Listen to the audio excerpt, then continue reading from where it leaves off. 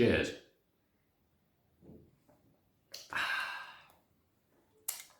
Enough of this nonsense. Hello and welcome to this episode of One Question Leads to Another, which is quite seasonal. The question is Christmas becoming too commercialised? At this time of the year, commentators often say that Christmas has lost its value and has basically become an orgy of self-indulgence and consumerism. Let's look at this in more detail. And as usual, I'd like to look at it from an historical point of view. And in order to do this, we need to go back first to the true origins of this strange festival in the middle of winter. Let's go. In fact, a lot of customs related to the typical Christmas in most countries these days predate Christianity by a long time. The most obvious example is the Christmas tree. The custom of bringing a tree into the house and decorating it with coloured objects goes back to German and other Northern European populations' customs for many centuries before Christianity had anything like this type of celebration in December. In the Roman Empire, Saturnalia was celebrated in the winter solstice, mid to late December. And this ancient Roman festival was honouring the agricultural god Saturn. Saturnalian celebrations consisted of many things we now associate with Christmas, such as wreaths, candles, and guess what? Feasting and gift giving. Customs like wassailing, where people would go from house to house and sing songs to collect money from their richer neighbours, or sing the same songs in the middle of a town or village. Nowadays, this is called carol singing, and the money goes to charity. The Yule log was used. In fact, the name Yule survives today and is used in many countries to talk about Christmas. The use of Yule to describe this celebration goes back before the Anglo-Saxon pre-Christian kingdoms in England. In the 8th century, the English historian and monk Bede wrote of the heathen populations, and he said, I quote, "They begin the year in December the 25th, the day we now celebrate as Christmas." He went on to say that one aspect of this celebration involved drinking, eating, giving presents, and there was something called Mother's Night. On this night, this celebration consisted of women becoming expectant mothers. I think you can imagine what I'm talking about. The fact is that all northern populations needed a celebration in the middle of winter. Nowadays we have electricity and heating, so our winter days and nights are warm and light. Winter is not hard for us, as it was for previous populations. This celebration is also a celebration of the end of the old year and a beginning of the new one. Christianity made Christmas an important celebration quite late on, in order to cement its rather precarious hold in many parts of Europe, especially in the north. They decided to celebrate Jesus' birth in the winter. This was a common strategy in order to gain support in new territories and among new populations.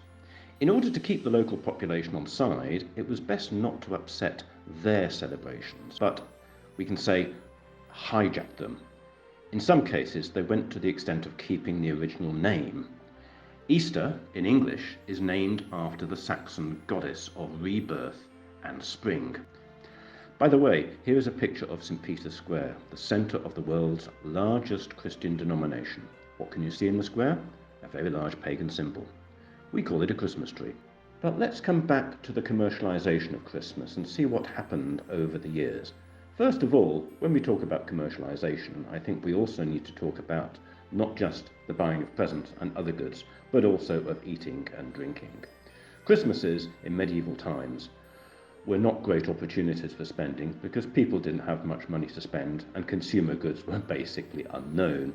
However, as we can see, this did not stop them celebrating Christmas in a way that is not too different from modern day celebrations. Christmas gained popularity and new traditions. In medieval England, Christmas was a 12-day festival involving all kinds of revelry, from plays to wild feasts and pageants celebrating Jesus' birth, music, gift-giving, decorations, all became the norm. What is generally referred to as the Protestant Reformation started in the early 1500s, and certainly at the beginning, Christmas celebrations carried on in the normal way in the newly Protestant countries.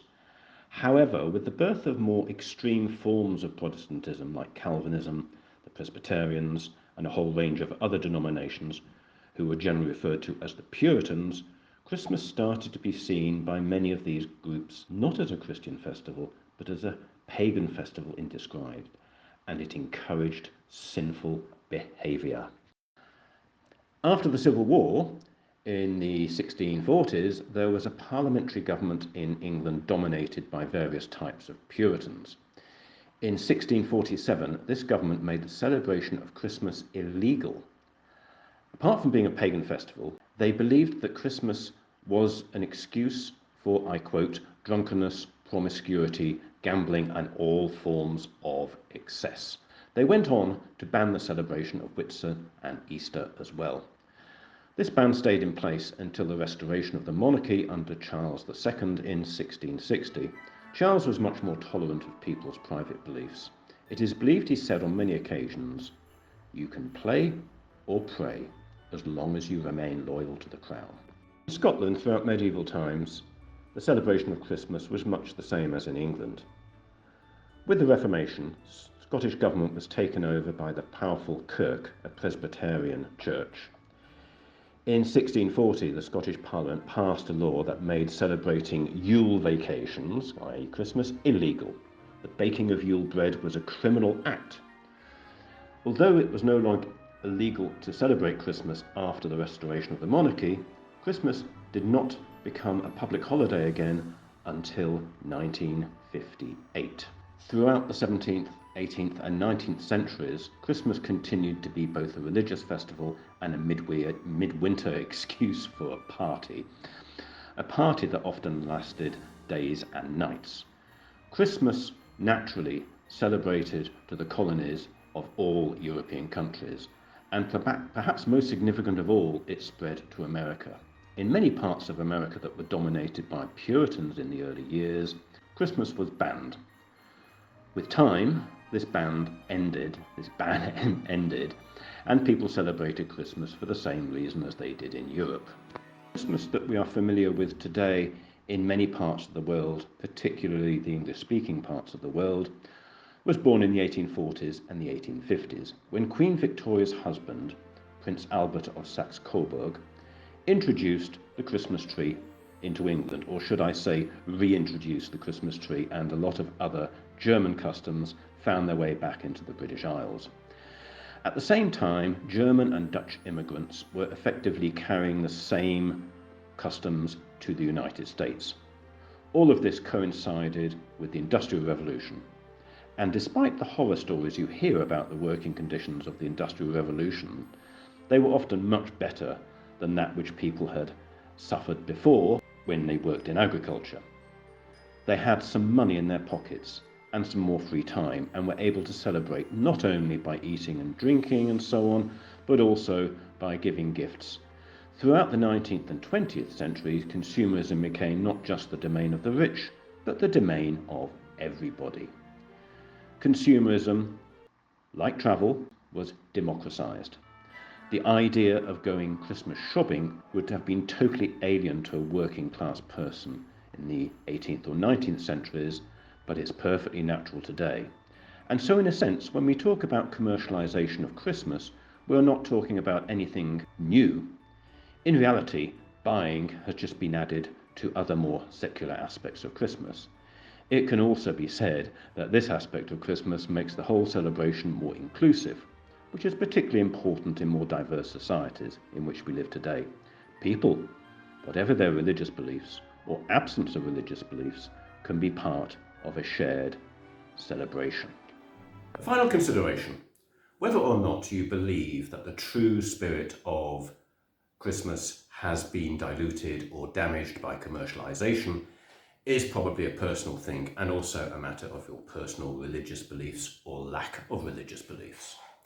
But however, I would like to add that in a certain sense, The commercialisation of society in general is undermining the commercialisation of Christmas. The gift giving at Christmas, the excess at Christmas was special. Maybe we are jaded now because we have much more access to much more luxury all year round. Okay, I could go on, but I won't. So all it just remains for me to say, Merry Christmas, whatever it means to you.